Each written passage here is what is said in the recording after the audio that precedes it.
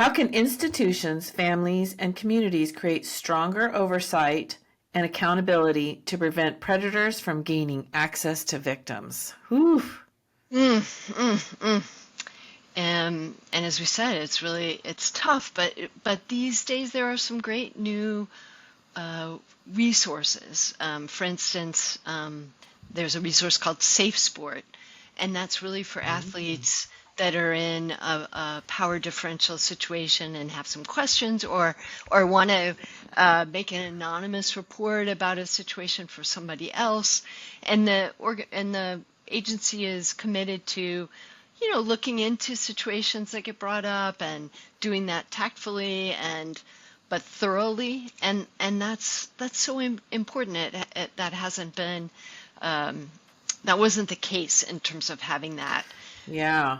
in the past. And then I think what we talked about, like education, even starting with schools and Yeah. at home, and then I think about the Me Too movement, right? Like it starts opening up these stories that we get isolated with or that we feel shame and shut down with, and realize, oh no, this is really, unfortunately, a common story, or there's these threads that many of us share, and Mm-hmm. that allows more conversation about it, and more getting help with it, and more normalizing how do we address trauma in our lives. Um, you You know. know, I was just going to say, my daughter-in-law is a teacher at a charter school. Mm, And so I ask her a lot of stuff like about, the trauma training that they've kind of got. They've gone through a lot. I mean, they're really good about their training and understanding. But do you think most schools even have that type of training for within the schools? And I'm sure it probably varies from school to school or district to district, mm. probably. I think that's true. I don't know. I don't know if I can answer that in a broad way from the educational point of view, but I certainly would be an advocate that it should be Yeah. part of what's just incorporated into, how safe boundary setting. What does that mean to have a boundary? What does that mean to teach kids to say no? Hmm. Just some of those basic early on lessons can go a long way. What does mutual consent look like? So these are, those are Yeah. really important, really important. Yeah. Education is, getting the word out. And that's one of the big reasons why I want to do this podcast is to get that information out there as much as I can. And I was just going to add, podcasts are another great Hmm. way and a newer form of having, stories be shared, and how important that is for audiences to know, oh wow, I'm not alone, Exactly. and that is incredibly healing, because mostly the trauma happens in isolation.